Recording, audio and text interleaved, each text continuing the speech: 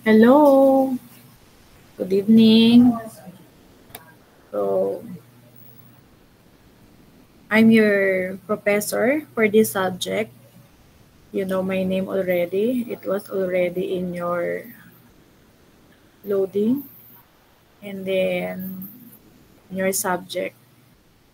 Then our subject is about mathematics in the modern world. Can you hear me, class? Can you hear me? Yes po, ma'am. Okay, Po, you're Rostom. How about Ian? Ian, can you hear me? Ian, Crystal May. So there are only just two who are paying attention. Ian and Crystal, are you there? About Althea. Can you hear me, Althea? Ashley? Okay. So sira lang ang mic. Sige, let us proceed. Yes po. Okay, thank you. Yes po. Before we start, kasi it's our first time to meet, first meeting natin, can you please say something about yourself bago tayo mag-proceed sa subject? Anyone who wanted to start speaking about yourself? About Sheila? Sige, Sheila, can you open your mic and your video? Gusto ko lang makita si Sheila May. Sheila May. Ngayon lang, pero kung hindi naman okay, na i-ano yung video, okay lang, speak na lang. Say something about yourself. Sheila May, about Rostum. Kasi narinig ko na kanina si Rostum. Say something about ma'am, yourself. Yes. nagcha-choppy-choppy po. Yes, Sheila. Choppy-choppy po, ma'am eh. Pero narinig na po ba ako? About yourself, anak. Yung ano, Nag, what year are you now? nagcha-choppy po Course kayo, ma'am. mo. Choppy? Choppy ba? Kayo po, ma'am. Opo. Oh, okay. Choppy Narinig niyo ba? po. Actually, Wi-Fi, nakakonect ako dito sa Wi-Fi ng school. Sige, how about Crystal? Crystal, can you say something about yourself? Ayan, si Crystal kasi nga, yung mic niya is not available. Sige, Crystal, I'm going to read na lang your message at the chat box. So dito lang, along Sampaloc. Okay, thank you, Crystal. How about yung iba na shy? You can, you can, yan. Ayan, my hobbies are cooking, listening music. O, di ba? Nare-represent niya naman yung ano, na-identify niya yung sarili niya. Ano yung characteristic niya. How about yung iba? Pati pagta-type, shy din ba? Pwede naman i-type sa chat box. Kung nahihiya. Sa akin, sa akin Yes, po, ma'am, Sheila. type ko Sa na lang. chat box na lang. Kung ayaw magsalita. Sige, chat box. Hintayin ko yung ano, response. Huwag masyado mahiya. Kasi 11 nga lang kayo. You are 11 in my class. Actually, ang enroll pa lang is 15. So, absent yung 4. So, 11 lang kayo ngayon in my class.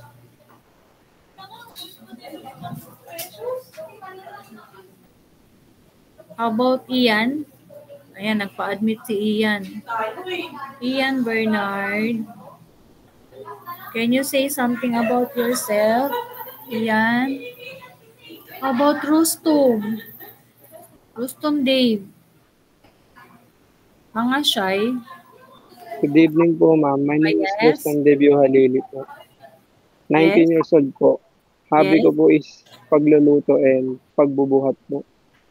Okay. So what course anong course nyo? Isang ano lang naman kayo, 'di ba? Isang course lang. Anong course nyo? Opo. Ano opo? Anong course nyo nga, 'di ba? Ano kayo? BT-BT-TED po. Ano ibig sabihin ng BT-BTED? Bachelor Technical Teacher Education. Naki-type nga sa chat box para mas clear. Tingnan ko sa chat box. Ito si Sheila. Sheila, taga rito lang din siya sa Poresa. What is the meaning of BT-BTED?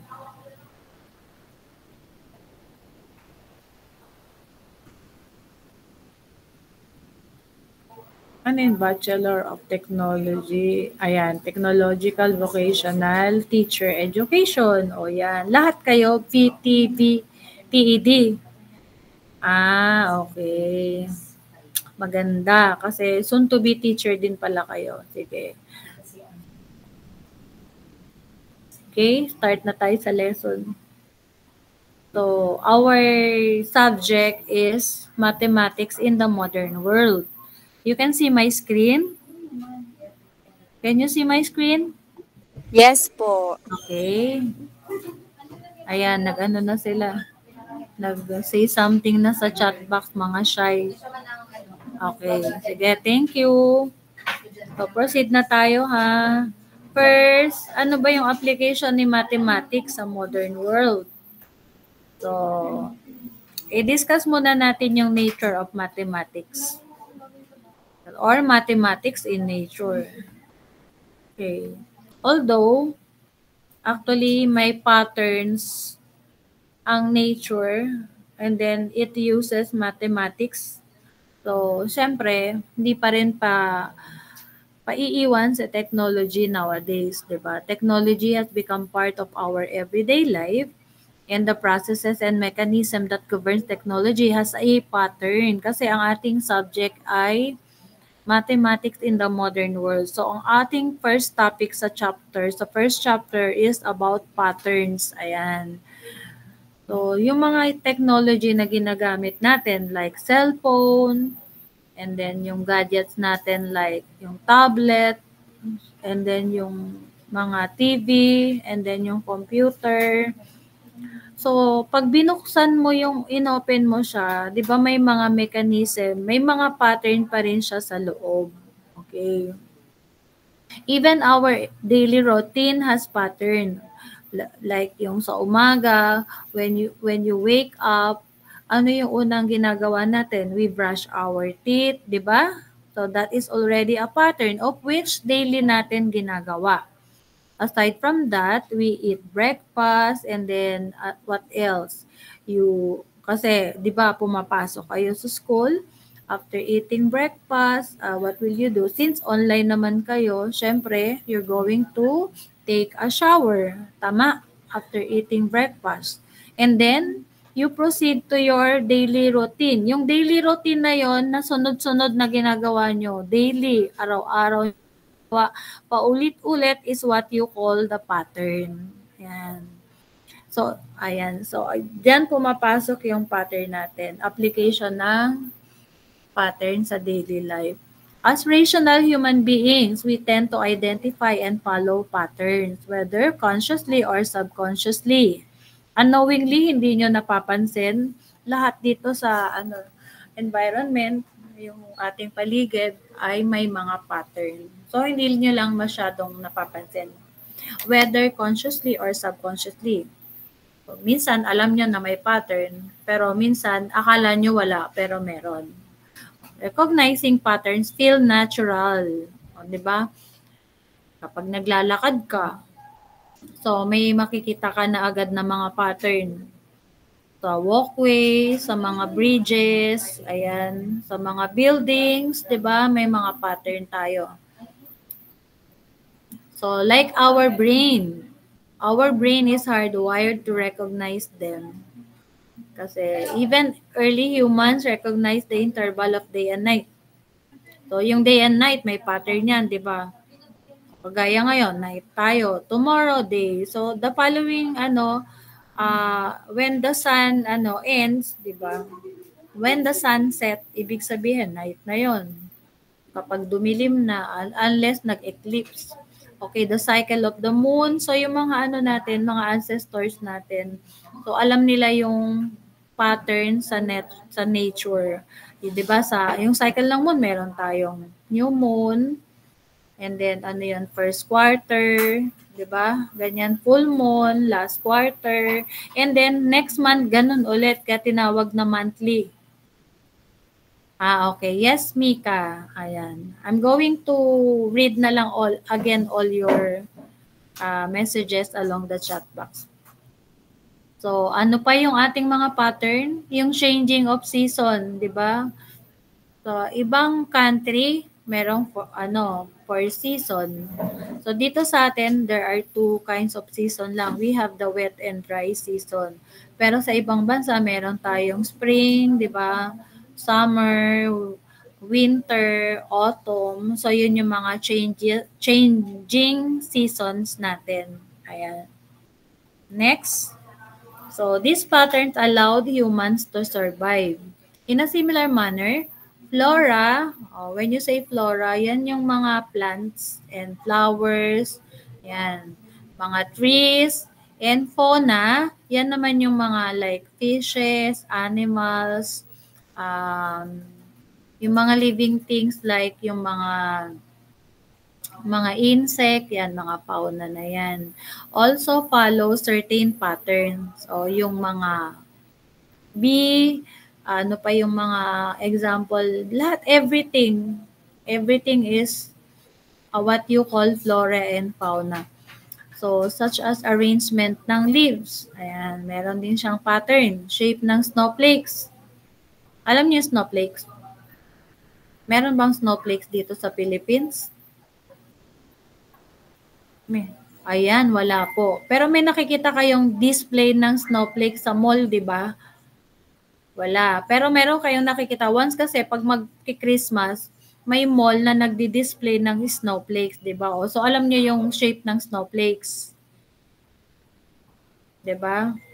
Ayan. So, alam niyo yung itsura ng snowflakes. And then, the flower petals, ayan, may patterns din yan. And then, yung shape ng snail.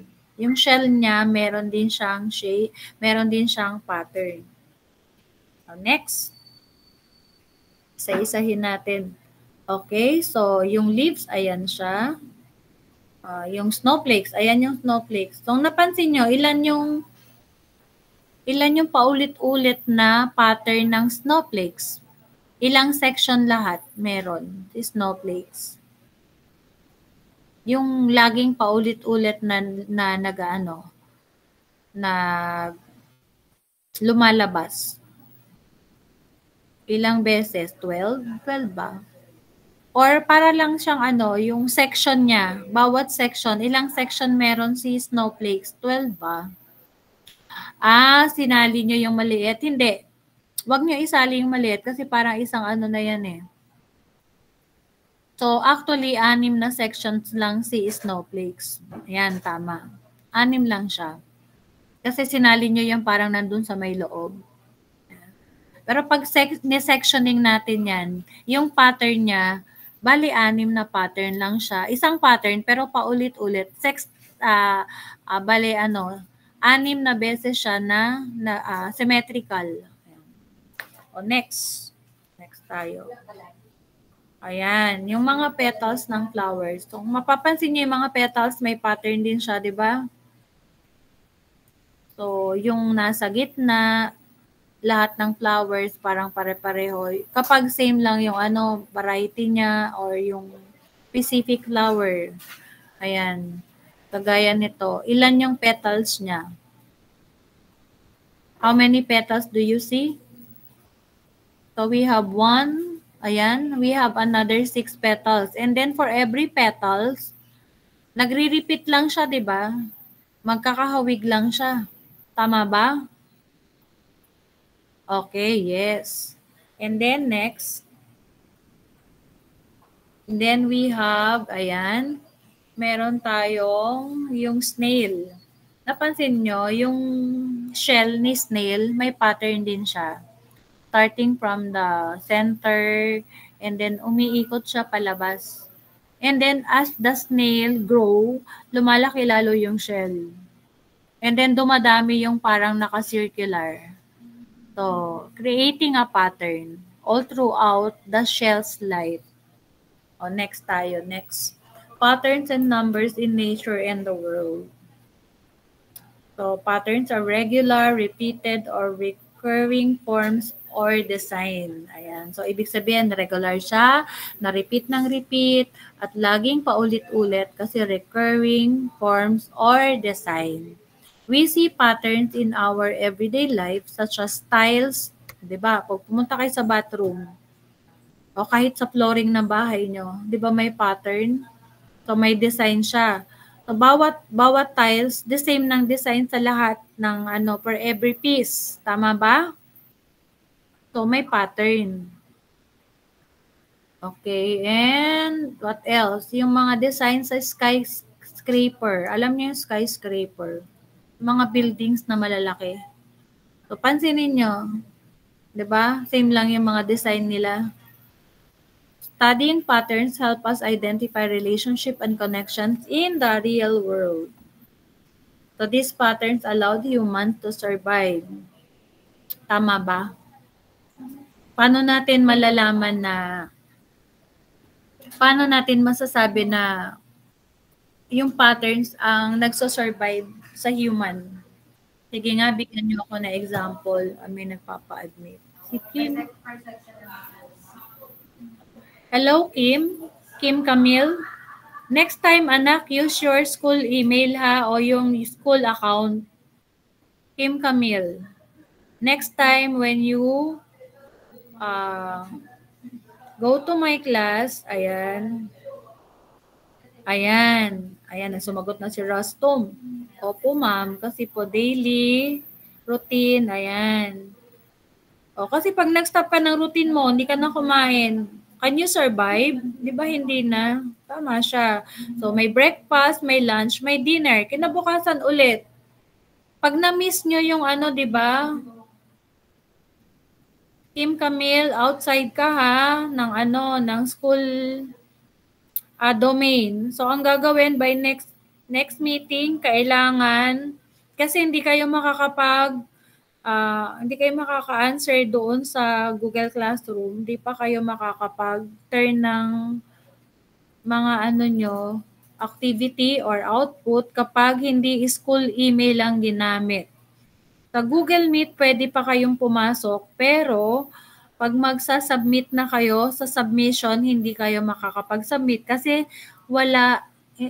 kung hindi nyo ginamit yung school email. School email lang yung pwede talaga, officially. Okay? Ayan, yes, Okay gusto. po, ma'am. That is correct. Kim, school email. Di ba binigyan ka ng school email, anak? Nung nag-enroll ka, binigyan ka ng school email. Pwede ka rin mag-log out ngayon, tapos try mo na ipumasok using your school email. Nakakapasok ka pa rin. Sige po, ma'am. Thank you po. School email, hindi yung personal email ha, dapat school email lagi. Okay, thank you, Rustum. Ayan. So, next tayo, next slide.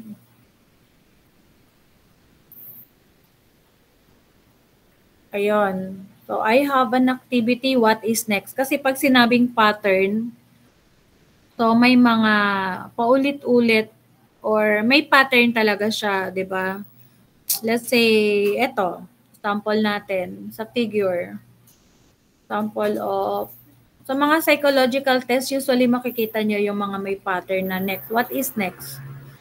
So, we have, ayan, boxes wherein you can see, so lines. Try to count the number of lines. And then, you can identify the next pattern correctly. So, the first box, we have how many lines? How many lines do we have on the first box? Can you see my screen? Yes, 1. How about the next one? We have 2, right? And then next is 3 lines followed by 4. Oh, so alam nyo na yung next. Which one is the correct answer? Is it A or B? Ayan, A. So that is correct. So A yung next pattern. How about the next one? So I have a figure, a rectangle, a triangle, and a circle. And a star. Which star is the next pattern? Observe nyo yung pattern. Okay, B daw. Bakit naging B? Why does the next pattern become B? Can you explain? Why does the next pattern is B? On the chat box. Ayan, yung middle po, hindi solid color. Tama, walang shade yung B. So that is correct. Next. Ayan, yung ating tamang sagot is letter B. How about your pattern? Apply natin sa ang pattern. Alam ko pinag-aralan nyo na to sa grade 10, di ba? Lahat naman kayo dumaan sa grade 10. So, pinag-aralan nyo yung pattern. So, simple example lang ng pattern to. So, we have 13579. So, what comes next? What comes next? So, these are patterns of numbers 11. Tama. So, that is 11. Okay, next. Next na. Next tayo. So, we have 1, 4, 9, 16, 25. So, observe nyo yung mga ano natin. Terms na given. For each one, what did you notice? What did you notice?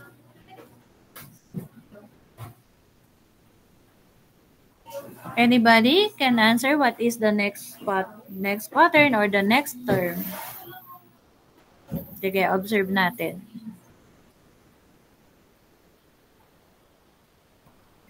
So we have 1, 4, 9, 16, and 25. What did you notice about the numbers na given? Sige, pag-iisipin ko pa kayo ng another ilang seconds, mga 30 seconds. So we have 1, 4, 9, 16, 25. What should be the next pattern? 36. So that is correct, John Gideon Reyes. Ayan. Sheila, medyo na short ka ng 2. Ayan, 2 points. Okay, so ayan, si Reyes. That is correct, si Reyes. So Reyes got the correct answer. So that is 36. And 36 siya because all of these are perfect square. So 1 square is 1, 2 square is 4, 3 square is 9, 4 square is 16, 5 square is 25, and then the next pattern is 6 square, which is 36. Actually, madali lang naman yan eh. Nakalimutan nyo lang siguro. Kasi that was 2 years ago. Grade 10 pa kayo dyan. Next. So we have 11, 7, 3, negative 1, and blank. Can you tell me at the chat box what is the next term or what is the next pattern? 11. Okay, negative 5. Another correct answer for John Gideon Reyes. So just inform me ha, Gideon ha. You're always making it right. So 11. So ano yung why did your answer is negative 5? Oh, why is your answer is negative 5? Why is it negative 5? Can you explain? Ayon, negative 4 minus 4 ng minus 4. The common difference here is negative 4 kasi you have 7 minus 11, di ba? When you were in grade 10, when you get the difference, you subtract, ayan, the next term by the preceding term. So you have 7 minus 11 is equal to negative 4. 3 minus 7, eto, 3 minus 7 is negative 4. Negative 1 minus 3 is negative 4. So that is why the common difference is negative 4. So that's why kapag papunta naman sa right, minus 4 ka lang na minus 4. 11 minus 4, 7. 7 minus 4, 3. 3 minus 4, negative 1. Negative 1 minus 4 is negative 5. Okay, negative 5. Next. What is the next pattern in the figure? 1, 8, 27, 64, and, give me the next one. Give me the next one. What is the next term or the next pattern? 1, 8, 27, 64, and blank. What is the next term or next pattern? 1, 8. Sige nga.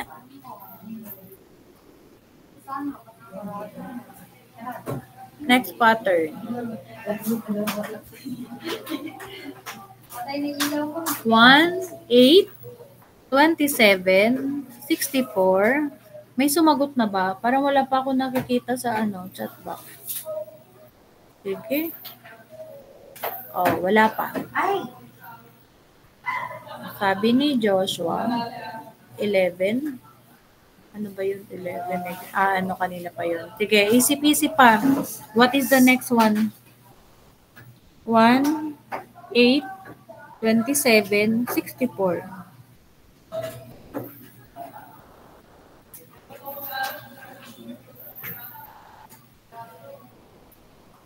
One, 8, 27, 64.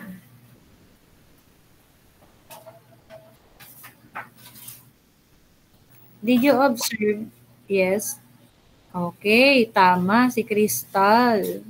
That is 125. Why 125? Kasi each of the term dito sa pattern natin ay naka-third power siya. Each of the term naka-third power. Let's say you have 1 to the third is 1. 2 to the third. Bale, lahat ng numbers from 1 to 5 ay naka-third power. 1 to the third is 1 kasi that is 1 times 1 times 1. And that is still 1. And then you have 2 to the third becomes 2 times 2 times 2. So that is 8. And then you have 3 to the third is 3 times 3 times 3. You're going to multiply the number by itself 3 times. And then we have 4 to the third is 4 times 4 times 4. So that is why it becomes 64 here. Yeah. And then, ang sagot ni, tama yung sagot ni Crystal. So, 125 kasi the next pattern is 5 to the third. So that is 5 times 5 times 5 and that is equivalent to 125. Okay, good job. So, dalawa na sila. Good job. Next.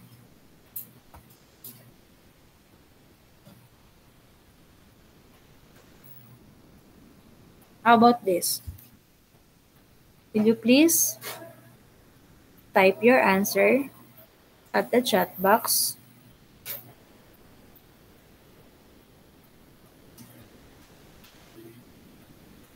A plus B, A plus 2B. What is the next pattern? Tama. Tama silang dalawa ulit. Why? Why Crystal? Observe the terms. We have A plus 2B, A plus B, A plus 2B. So, that correct answer is A plus 3B. Diba? A plus 3B. Ayan. Next, meron pa. Okay, can you get the next one? So, we have 1/2, 1/4, 1/8. Okay, 1/16. Ang bilis-bilis ni Jan. Ang galing-galing talaga. Okay? So, lagi nag-cheer si Rostov. Okay, so that is 1/16. Next. So, tapos na tayo sa pattern. Snowflakes. Di ba kanina pinakita ko yung picture ni snowflakes? So, pag kinuha natin yung angle of rotation ni snowflakes, ayan. Sumingit kasi ito si symmetrical. Pag hinatin natin si snowflakes, ang picture niya nung nandun kanina yung sinabi niyo na 12. Pero 6 lang talaga siya. Symmetrically, lang. Pag hinatin natin siya, so yung left niya ay same lang dun sa right. Parang one whole na papel. Pag sinabi ni professor na, yung teacher niyo nung elementary or nung high school, you get a piece of paper and then fold that into 2. So, pag nag-fold kayo ng paper, tapos, ihatiin nyo siya sa gitna, di ba? So, yung hatian niya, ang tawag doon ay line of symmetry. And then, yung left part, tsaka yung right part, di ba they are almost the same? So, kaya nga tinawag na symmetrical. Parang siya, reflection. Reflection nung left, yung right. Example, left. Meron tayong sa nature, madami niyan. Example natin ay yung, let's say, meron tayong starfish. Yung starfish, symmetrically din, pag hinati mo siya sa gitna, yung left part niya, tsaka yung right part, ay symmetrical. Ibig sabihin, parehong-pareho. O circle na lang, circle. When you cut the circle by its diameter, wherein yung diameter natin, yung line of symmetry, therefore, the left part of the circle is the same as the right part of the circle. Wherein, kung ano yung measurement ng left, yun din yung measurement ng right. Kung ano yung length ng radius, yun din yung radius sa kabila. So, nagkakaintindihan tayo ha. So, that is what you call symmetry. Or they are symmetrical. So, ito yung mga things or ayan. So, we have people. People is an example of symmetrical things wherein, diba? Pag yung face mo na lang, symmetrically, yung left part ng face mo ay the same sa right. Yung left mo may ear, the same with the right ear. So, yung eyes mo sa left, the same with the right, diba? So, lagi siyang symmetrical. Like this one, butterfly. Can you see the butterfly? Di ba ang ganda-ganda niya? So beautiful. Symmetrical din siya. Actually, all of the things around us ay almost symmetrical. Hindi naman lahat kasi meron pa rin unproportional sa ibang bagay. Pero mostly ay symmetrical. Next. Ayan, triangle. Ayan. Also symmetrical. When you cut that into 2 parts and then you have the line of symmetry, so both faces of the triangle ay symmetrical. Starfish, ayan, symmetrical din yan. So may question dito sa mga symmetrical na, okay, kung may question ba? Do you still have question about this topic which is symmetrical? Wala po. Sige, kung wala na po, sige, kayo ngayon ang magbibigay ng sample ng things around you which is symmetrical. Sige, on the chat box. Sige, on the chat box. Give me an example of things that is symmetrical.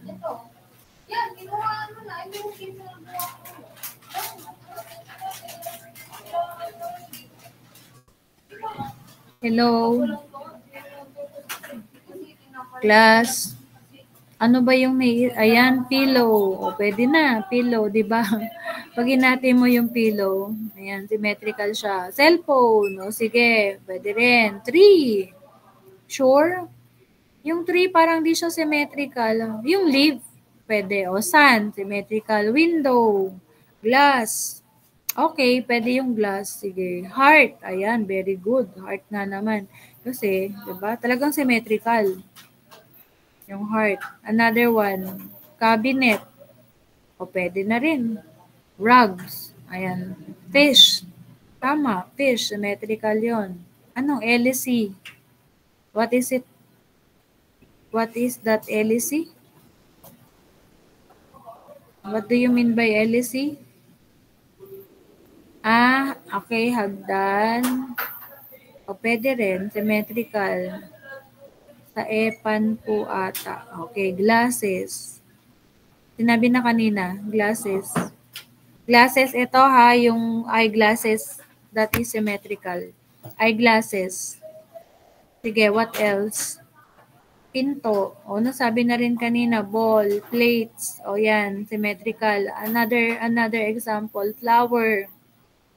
O, what particular part of the flower ang symmetrical? O, laptop. Sige, symmetrical. What else? Ano yung particular part ng flower ang symmetrical? O, di ba yung leaves, symmetrical din yon, di ba? Hatiin mo siya sa gitna.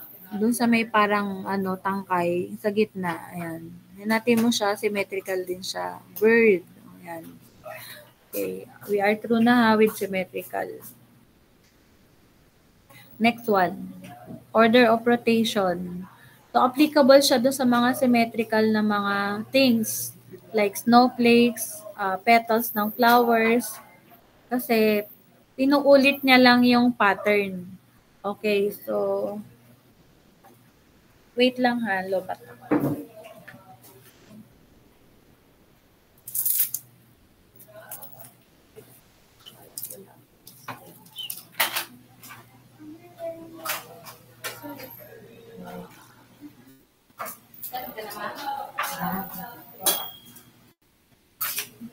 Wait lang. Kailangan ko lang mag-plug in.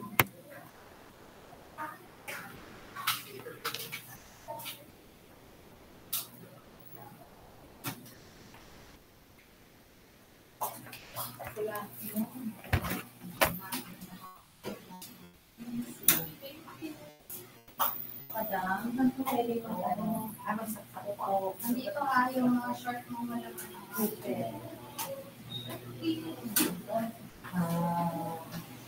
Sige ma'am, pwede naman printer na lang po.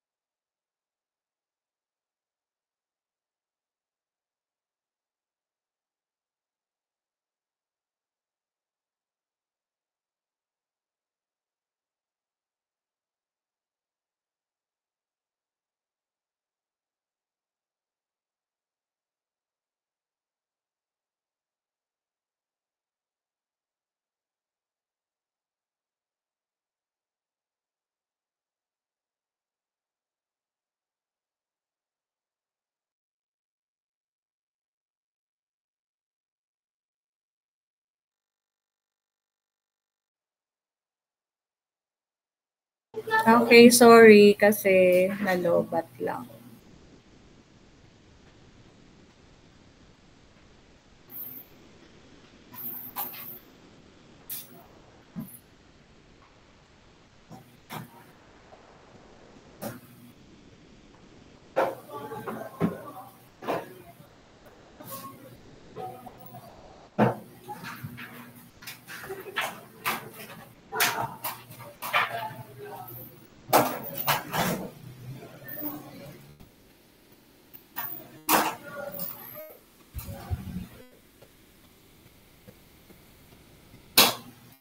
Okay, so we are on the order of rotation. Are you still there, class? Sorry to interrupt ha. Nag-power off yung laptop ko. Okay, so ito, to make it short, we have the angle of rotation is equivalent to 360 degree over n. So yung pattern kasi natin, since paulit-ulit siya like yung snowflakes, so 6 na beses siyang paulit-ulit na nagre-repeat yung pattern. So that becomes 360 divided by 6. So, ang angle of rotation niya is equivalent to 360 divided by 6 is equivalent to 60 degree. How about kapag meron tayong apply natin sa number of petals wherein ang ating gagamiting sample na may pattern ay let's say flower. So, let's say gumamela. Gumamela has 5 petals. Okay. How do you compute for the angle of rotation? Sige, paki-compute on your own. And then tell me or write your answer at the chat box. If you have n is equivalent to 5, what should be the angle of rotation?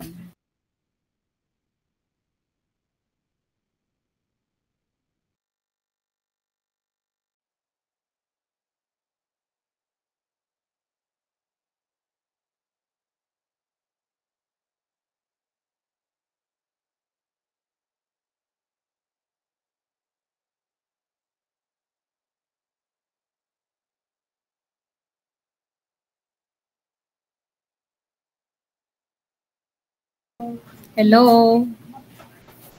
Are you still there? Crystal and yes, 250? Sige, another guess. So, n is equivalent to 5. 300, sige. Compute for the angle of rotation. So, n is equal to 5. So, what is the angle of rotation if n is equal to 5? So, that is 360 divided by 5. How many is 360 divided by 5? Ayan, 72. So, that is 72 degree. So, kapag angle, laging merong degree. Yung may parang zero na maliit.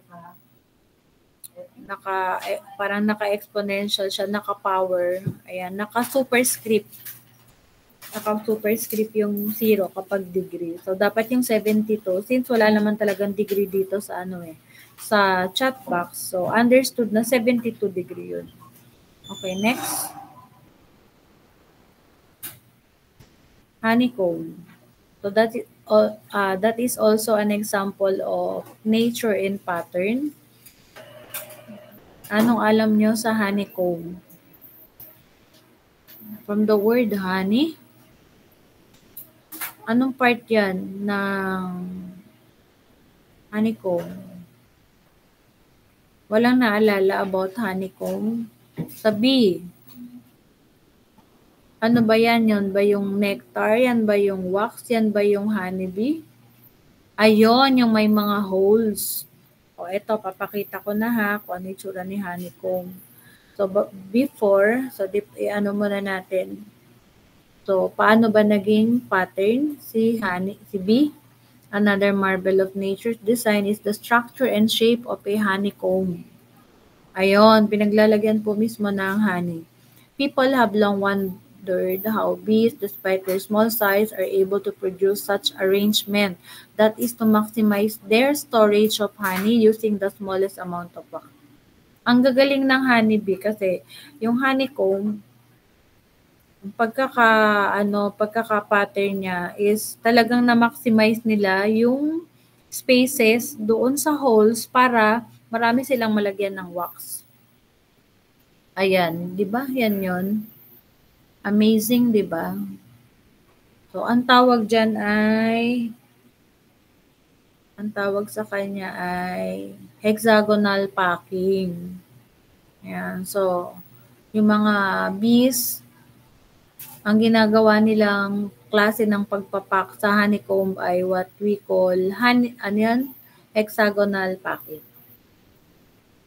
Hexagonal packing. So, the pattern makikita din natin sa tiger stripe at saka kay hyena spot. Ayan. So, kapag stripe si tiger, mga guhit-guhit lang siya na nakapattern. Tama ba? And then si hyena ay may parang Dalmatian, pero hindi siya ganun kalalaki. Maliliit lang. Si hyena. Parang hindi nagmo-move yung ano ko, no? Nasa angle of rotation pa din. Ano nangyari dito?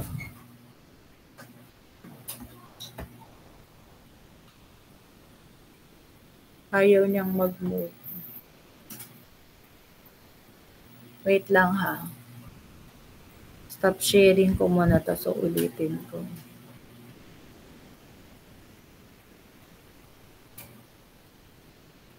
Ito kasi nagro-rotate siya. Dito hindi.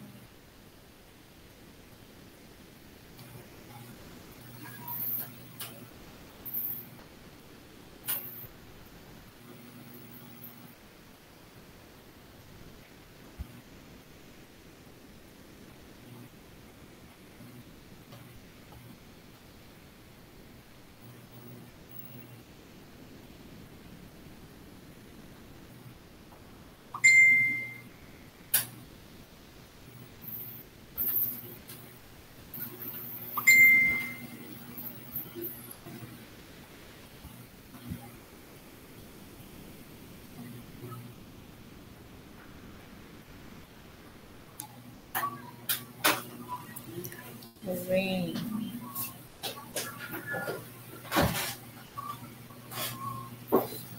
Okay, so here, pwede pala natin lagyan ng pen. Ayan, pen. Ayan. So, ito can you see my screen now? So, si pattern, makikita mo rin sa mga animals. Yes, like hyena, ito si hyena. Ayan. And then, si tiger. Ayan. So, si tiger ay may patterns of lines, while si hyena ay patterns of dots. Okay? Next tayo. Ayan. Nawala. Teka, wait. Okay, dogs and snake may pattern din. Erase ko lang ha. Disappearing. Oh, clear. Clear all. Ayan. Next tayo, sunflower. Ayan. So, ang ganda ng sunflower, di ba? Kahit sino, gusto yung sunflower na plant. Kasi, ang ganda-ganda ng mga flowers niya, may pattern. So, sunflower has a definite pattern of clockwise and counterclockwise arc. Sino nakakaalala ng clockwise direction tsaka counterclockwise arc? So, sa ano yan? Sa senior high, sa trigo. Ayan. So, yan yung mga term na ginagamit nyo sa trigo. Clockwise and counterclockwise direction. When you are, measuring the rotation of your angle along the rectangular coordinate system. Ayan. Si sunflower ay may mga arcs. And spiral din siya, extending outward from the center of the flower to optimize the available space. So, kaya kung titingnan nyo, parang sikip na siya, pero ang ganda pa rin, di ba? Naka-pattern siya. So this arrangement allows the sunflower seeds to occupy the flower head in a way that maximizes their access to light and necessary nutrients. Okay, snail shell. Ayan, ano pa yung may pattern? Si snail shell. The most common spiral pattern can be seen in the shells of a snail and other similar mollusks. Snails are born with their shells called protoconch. As the snails grow, their shells also expand proportionally so that they can continue to live in their shells. So habang lumalaki yung snail, lumalaki din yung shell. And then habang lumalaki yung shell, nag-e-expand yung parang spiral. So papakita ko yung cross section. Ito, cross section ng snail. So makikita nyo, 'di ba? Ito. So, meron tayong application ng mga geometry dyan. May point C of tangency, may radius. Ito, radius to mula dito hanggang dyan. So, napansin nyo yung radius habang lumalaki yung shell. So, mula dito sa maliit, para siyang Fibonacci. Ayan, mula dito sa maliit hanggang palaki. Ayan. Palaki ng palaki yung radius. So, may mga point of tangency, may angle. So, applicable ang geometry. And then, habang lumalaki yung shell, nag-e-expand pa yan dito ulit. Ayan, nag-e-expand pa siya papunta dyan. Next tayo ulit. So, flower petals. Yan yung ginamitan natin kanina ng angle of rotation. Ito, si Gomamela. Flowers are easily considered as things of beauty. Different flowers have different numbers of petals.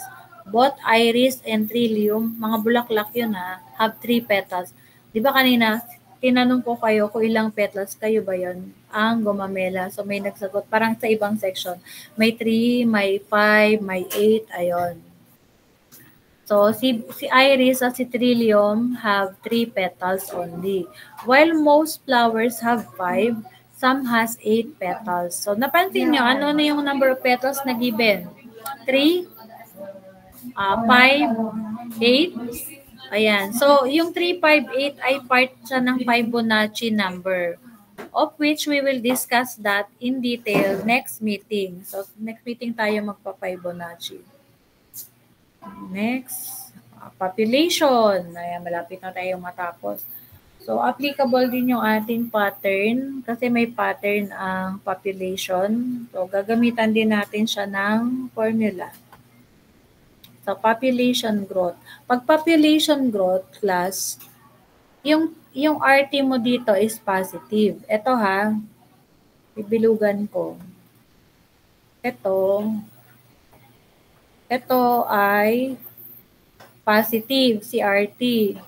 Pero kapag decay, growth kasi yan ibig sabihin nag-grow yung population, nag-grow yan. Ibig sabihin dumadami, nagdo-double, pwedeng nagti-triple, pwedeng exponential, ibig sabihin may growth. Tapos pag sinabi namang decay, nasisira, yung ganon, parang nauubos. So kapag decay na siya, ang formula nyo dito, magiging negative na siya dito. So it will become negative RT. Ayan, may negative siya dyan. Negative RT. Okay. So dito, ayan. So mathematics can be used to model population growth.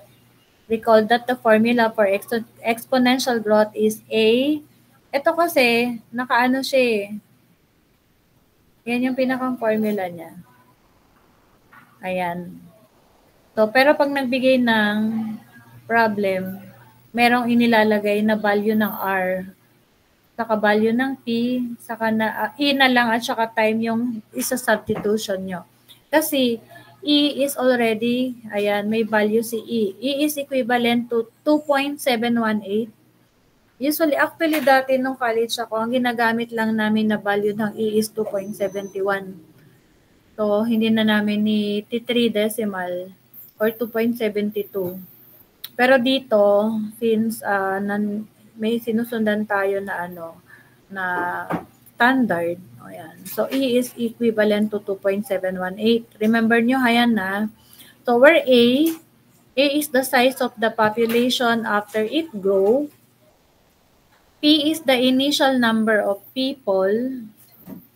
R is equivalent to the rate of growth. And T is the time. Malinaw tayo ha. Okay, example tayo.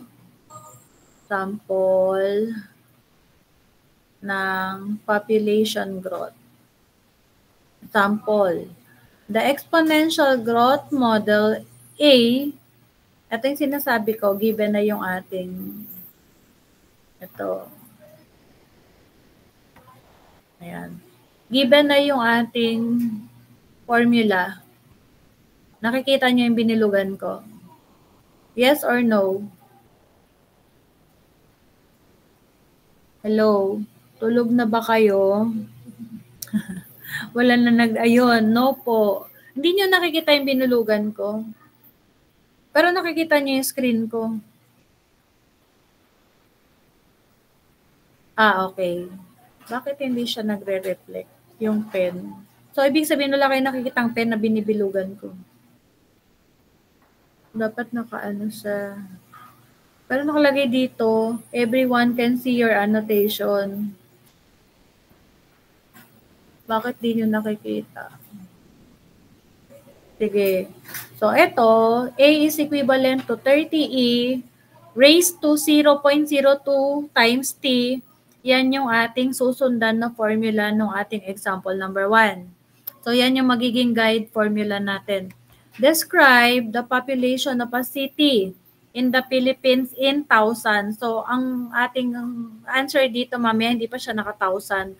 Ita times 1,000 pa natin yan later. 3 years after 1995. So, 3 years, ibig sabihin, yung T, yan yung time, yung number of years. So, 3 years after 1995. So, ang parang pinakang base na year natin, starting point natin na year is 1995. Ano ulit yung sabi ko? Ano yung starting year? Nakikita nyo naman, di ba?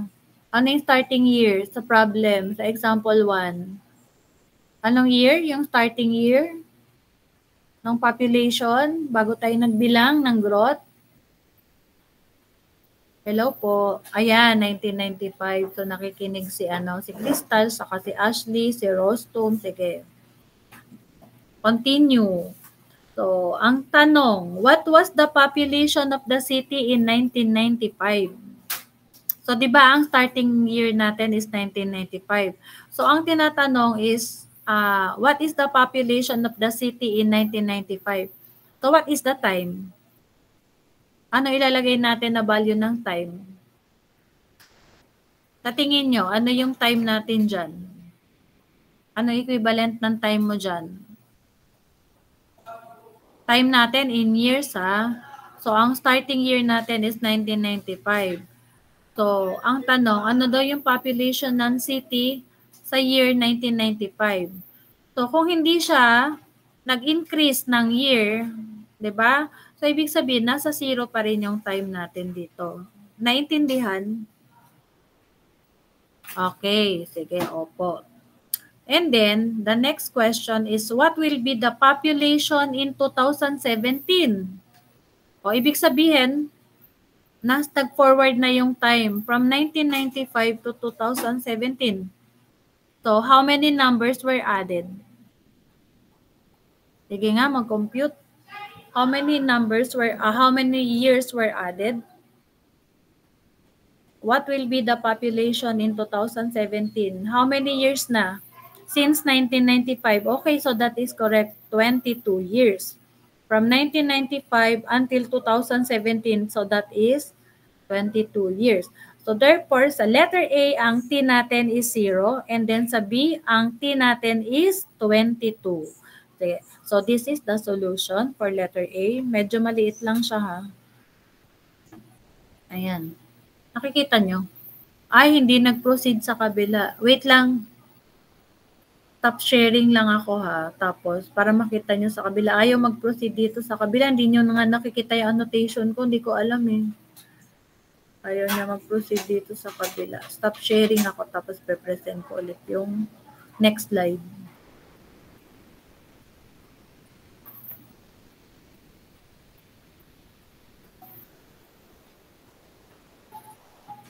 Okay, solution.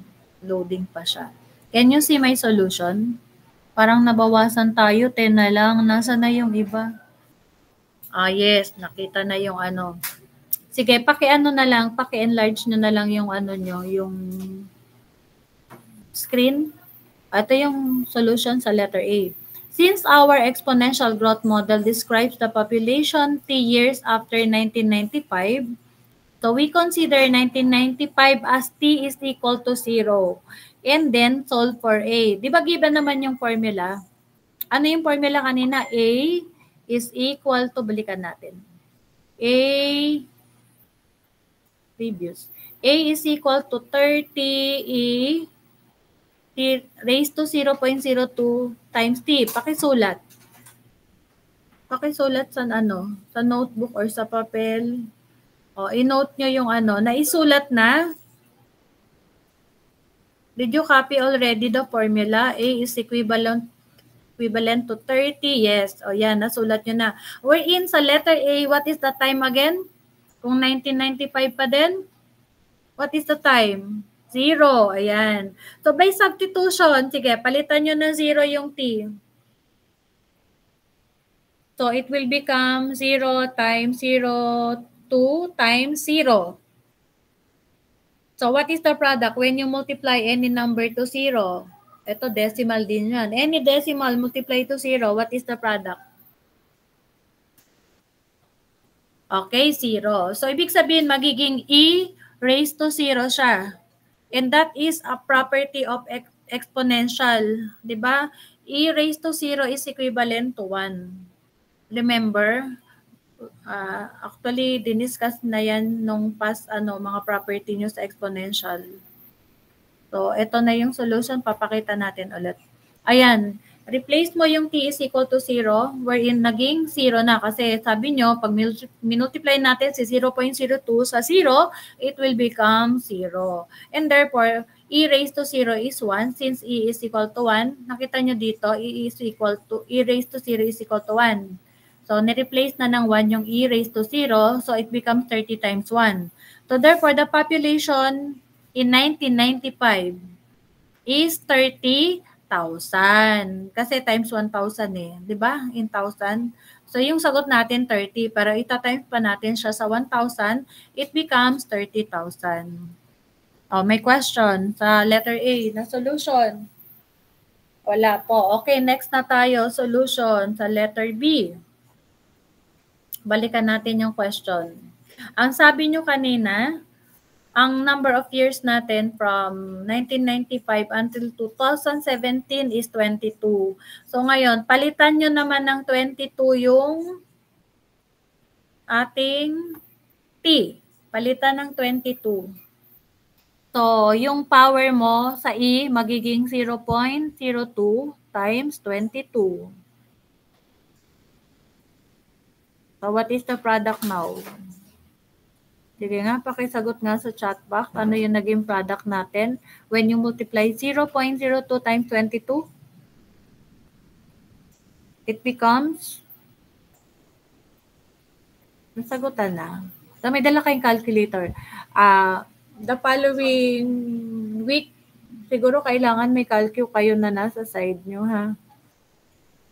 Ayan, 0.44, that is correct. And get the value of E raised to 0.44. Dapat may calculator yung may E.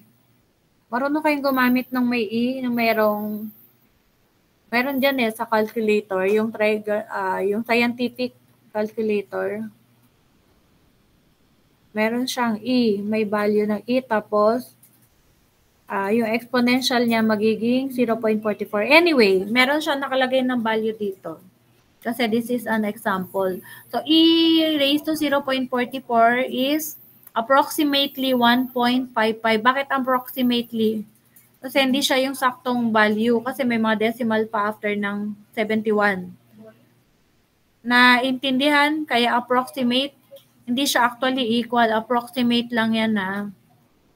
So, e raised to 0.44 is approximately 1.55 to 71.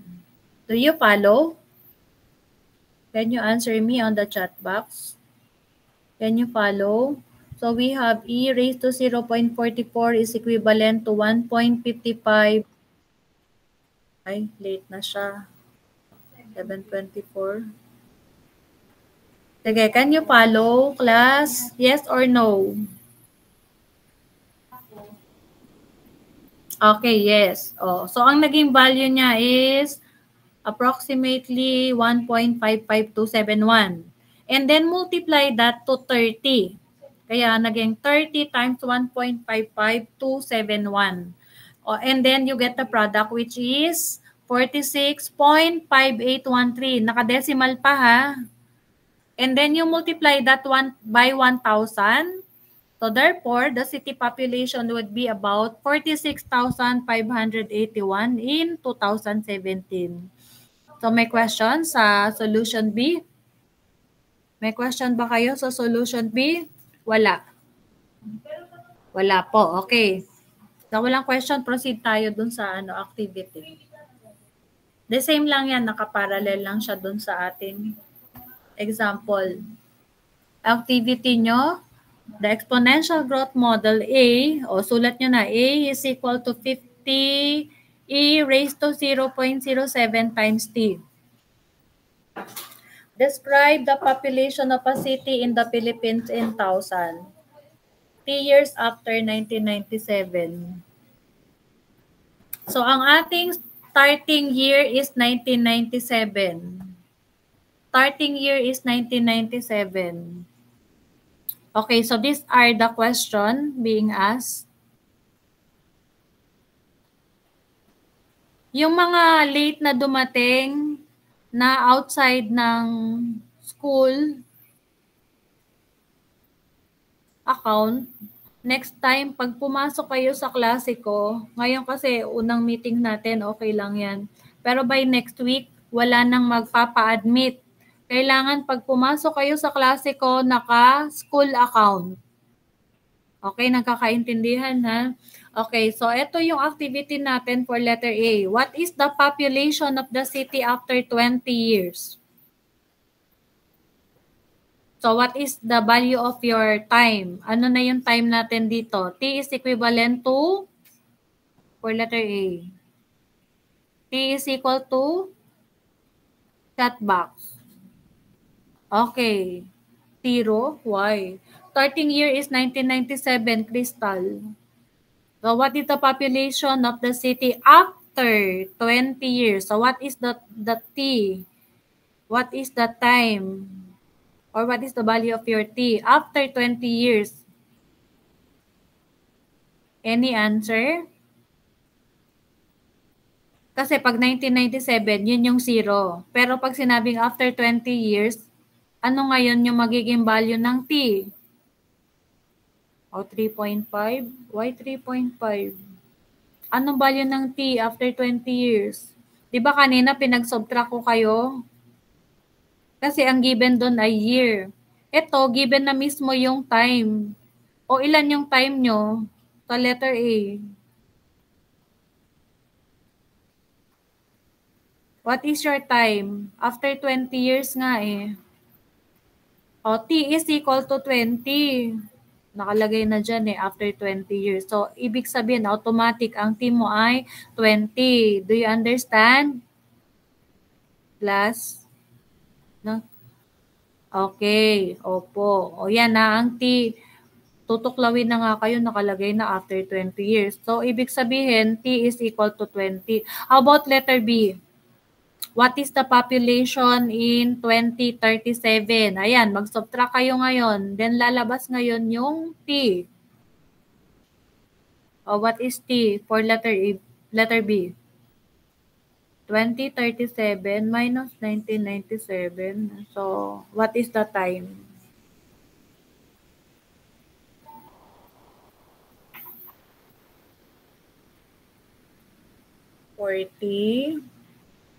Ayan, yan yung 40. Kasi may nagsagot na ng 40 kanina. Yan ang 40, letter B. Okay, can you compute for the total population for letter A and B? And then after you finish, you can submit later na lang kasi hindi ko pa na-post sa Google Classroom yung dinidiscuss ko today, ha? Naka-open pa yung PowerPoint ko, hindi ko pa siya mai-post. Ginagamit ko pa kasi.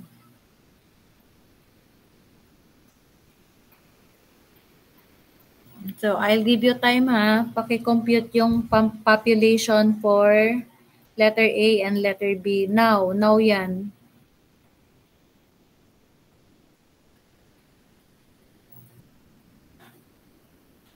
Then later, kapag nag-post na ako sa Google Classroom, nung slide, yung PowerPoint, sa pinakang pwede na kayong mag-submit nung ginawa nyo ngayon.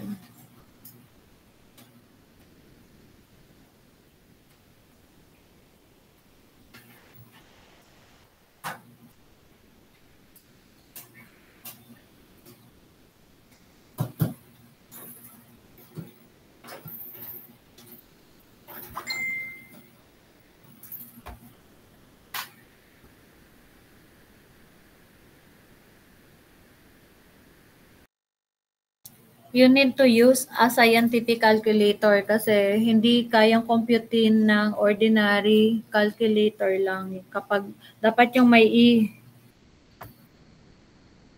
Sa cellphone parang meron yung may E.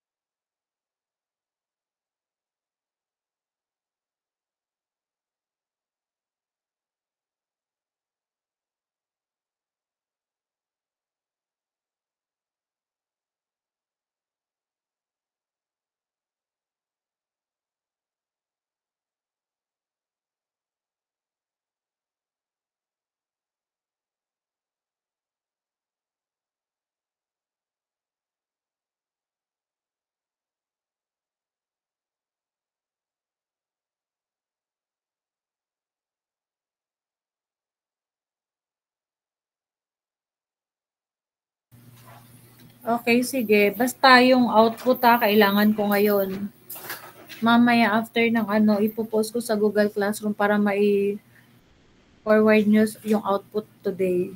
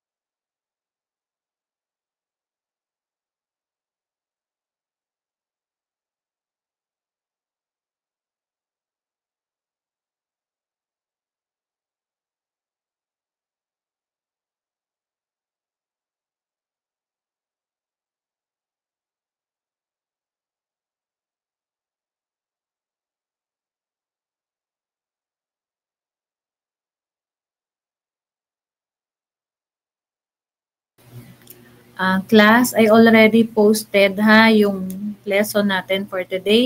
And then you can submit your output for today right after you finish.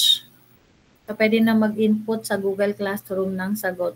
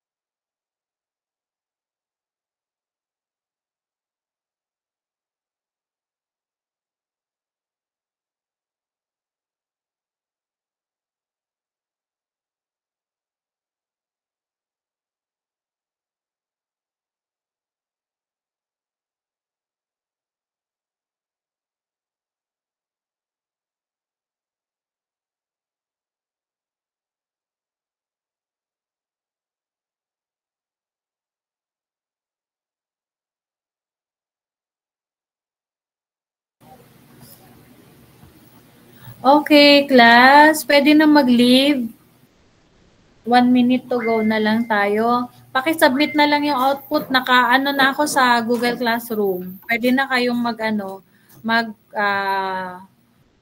mag-ano ng input nyo doon, ng output.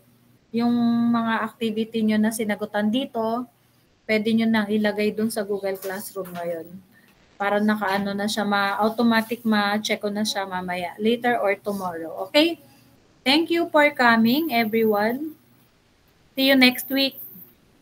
And then, happy bukas. So, kung may klase pa kayo sa ibang ano, happy learning. So, wag kayong kasi konti lang talaga kayo eh.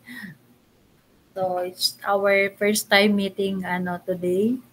I hope you have enjoyed my subject. Okay, class. Thank you for being here. Yes. Yes, Ashley. Thank you.